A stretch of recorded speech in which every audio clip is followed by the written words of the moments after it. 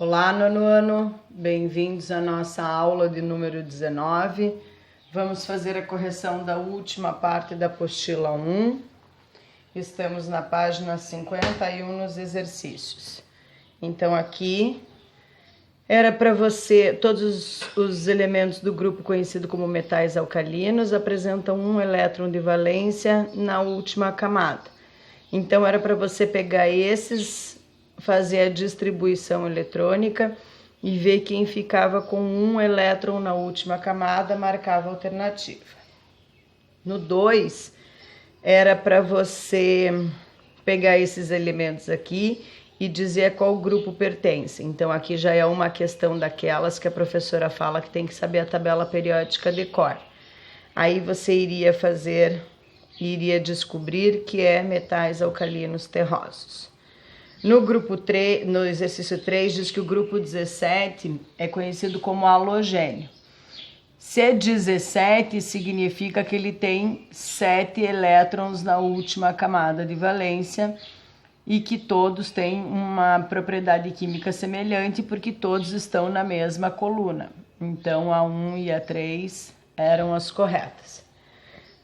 Para você saber do bromo, você poderia ver no exercício número 1, aqui a distribuição eletrônica, que termina com 7 elétrons na última camada, tá? Daí, aqui, era para você consultar a tabela periódica e localizar esses elementos químicos. Então, o sódio é um metal alcalino, está no terceiro período, ele é um metal. O enxofre é um calcogênio, está no terceiro período e é um não metal. O fósforo é do grupo do nitrogênio, está no terceiro período e é um não metal. O frâncio é um metal alcalino, está no sétimo período e é um metal. E o neônio é um gás nobre, está no segundo período e é classificado como gás. No exercício 5, com a ajuda da tabela periódica, era para você continuar completando. Com símbolos, com números atômicos, com número de massa, com as colunas, com as linhas e se ele é representativo, se ele é de transição, certo? No exercício 6, a professora achou um erro. A distribuição eletrônica do gabarito diz que o oxigênio tem 3 camadas e o oxigênio só tem 2 camadas. Tá aqui, ó, 2 camadas com 8. Então, aqui é 2 e 6 a distribuição eletrônica, tá? Aqui era para vocês lerem o texto da primeira tabela periódica encontrada no mundo, que ela data de 1888, se eu não me engano, quando o cara comprou, e ficou até 1909, quando ele se aposentou. E daí aqui era para dizer como que um elemento químico é incorporado na tabela periódica. Você tinha que fazer uma pesquisa lá no UOL, está em a explicação dizendo que existe uma União Internacional de Física e de Química Pura e Aplicada, que eles comprovam, recomprovam, analisam, testam a descoberta antes de colocar na tabela periódica. Aí aqui, na página 54, era para vocês, aqui ó, Olimpíada Brasileira de Química Júnior, isso aqui é segundo grau para vocês, tá?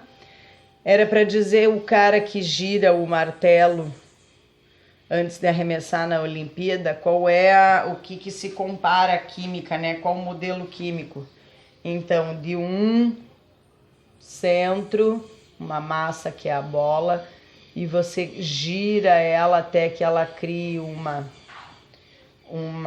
como se fosse a eletrosfera, né? A aceleração centrífuga dela. Então, o modelo é de Rutherford. A outra da Olimpíada Brasileira de Química diz que as lâmpadas de neon, elas são aplicadas ela só faz a iluminação porque é aplicada a corrente elétrica. E quem que descobriu essa história aqui? Então você tinha que marcar o Thomson, porque ele que descobriu que os elétrons tinham cargas negativas. Universidade Federal de Minas Gerais, Aqui traziam os modelos e as características de um aluno que escreveu isso aqui. Você tinha que dizer o que tinha de erro aqui. Não tem nenhum erro, todas as informações estão corretas.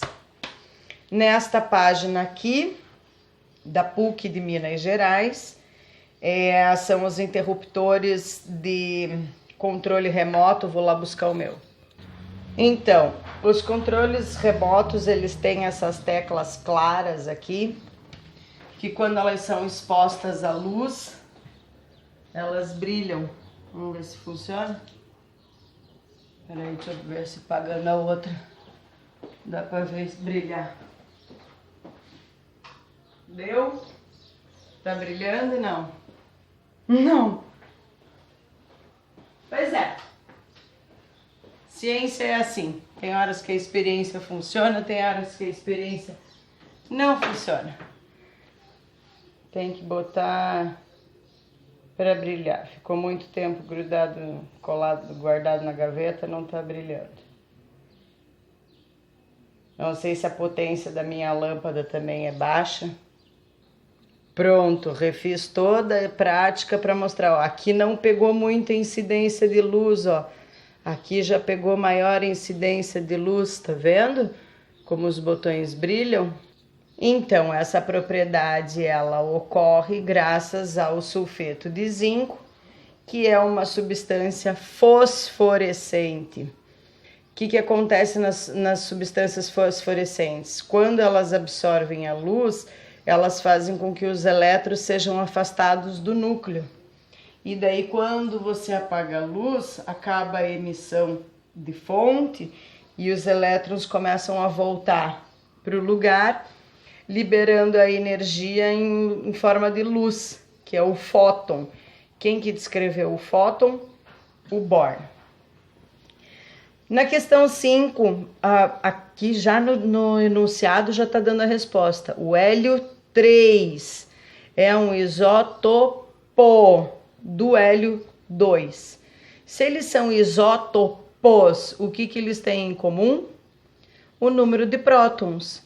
Se diz que o hélio é 3, significa que ele tem os 2 prótons, porque ele é isótopo, mas como ele é 3, significa que tem mais um no núcleo, porque a soma do núcleo, a massa do núcleo é próton mais nêutron, certo?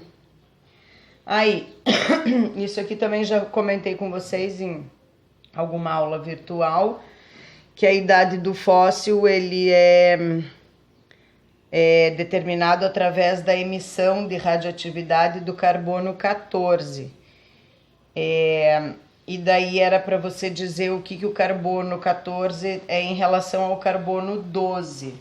Eles são isótopos porque eles pertencem ao mesmo grupo, ao mesmo elemento químico, eles são carbono. Então, eles têm o mesmo número atômico, certo? Aqui, na questão 7, era para você assinalar a alternativa correta. Então, quando a gente tem um cátion, como que acontece a formação de um cátion? Cátion é um íon que perdeu elétrons e ficou feliz. Então, quando ele perde elétrons. Na questão 8 diz que há 100 anos foi mostrado ao mundo inteiro a descoberta do elétron. E que o Cupre mais 2, qual é o número atômico do cobre mais 2? Daí você tem que lembrar da notação científica, que é o elemento químico, aqui é a massa, o número atômico, e aqui em cima tem a notação de elétrons de um íon, que é se ele está ganhando, se ele está perdendo. Se tem o mais aqui, significa que ele está feliz. Se ele está feliz, significa que ele perdeu o elétron. Então, ele perdeu 2 elétrons, está faltando para ele 2 elétrons. Então, significa que o número de elétrons dele é 2 a menos que o número de prótons. Na última folha de exercício, achei mais um erro da apostila. Aqui na Olimpíada Brasileira de Química, ele traz que o Dmitry Mendeleev descobriu algumas propriedades dos elementos químicos. Só que aqui na apostila, no meio da minha apostila cheia de suco, diz que o Mendeleev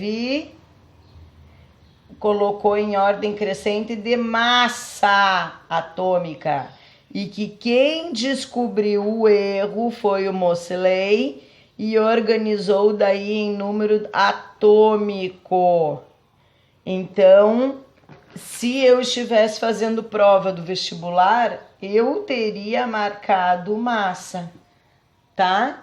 A apostila diz que a resposta certa é peso. Na questão 10, vestibular da Univale, o bromato, tudo que termina em ito, eto e ato é sal. Então ele diz que o bromato de potássio é um produto aplicado na conversão de pães para fazer pão, o salitre, a fórmula química é essa, e daí na sequência da fórmula, então o primeiro é o K, é um alcalino. Tem outro alcalino? Não, então pronto, já sabe qual é a alternativa. Na Universidade Federal da Paraíba, ou no vestibular da Universidade Federal da Paraíba, fala sobre os fogos de artifício, as cores que são emitidas. E daí ele pergunta sobre o elemento químico mencionado no texto: o sódio, o estrôncio, o cálcio, o cobre, o bário e o potássio, que são os elementos que a professora marcou aqui. Era para você dizer, o sódio e o cálcio são metais alcalinos? Não, um é metal alcalino e o outro é alcalino terroso. O estrôncio e o bário são alcalinos terrosos? Sim, estão nessa coluna 2, na família 2. O potássio e o bário são alcalinos terrosos? Não, um é alcalino e o outro é alcalino terroso. O cálcio é um metal alcalino? Não, é terroso. E o cobre é de transição? Sim. O cobre é de transição? Sim. E o potássio é metal alcalino terroso? Não, é só metal alcalino. Então a resposta certa era do estrôncio. A última questão, Universidade Estadual do Rio Grande do Sul, falava sobre relação com o corpo humano, anatomia e fisiologia humana. Então ele diz que o cálcio faz parte da constituição óssea e se o cálcio tá aqui, qual é a representação do átomo dele, né? Então você tinha que ver aqui é a família 1 e aqui é a família 2. Lembra que o hidrogênio tá sempre sozinho na primeira linha, tá? Então aqui já é 2, 3, 4. Tá no quarto período. Aí você já vai por eliminatória também. Se você já descobriu que tá no quarto período, essas 3 alternativas já foram eliminadas. Aí vem aqui, ó. Como ele tá na família 2, ele tem 2 elétrons na última camada. E pertence ao alcalino terroso. Tá bom? No material de apoio de vocês tem uma atividade que se chama mapa conceitual. Essa atividade é para você pegar todos os temas que você aprendeu e tentar organizá-los de uma forma lógica para você ver como funciona o pensamento, a aprendizagem que vai e que volta, né? E a sugestão de mapa conceitual que a apostila traz para você é essa aqui. Então, você começaria daqui, matéria, as substâncias são formadas por matéria, então a matéria forma as substâncias, que são formadas por átomos, daí os modelos atômicos. Os átomos podem ser isótopos, isóbaros, isótonos. Os átomos formam os elementos químicos, que são organizados numa forma de tabela periódica, dividida assim.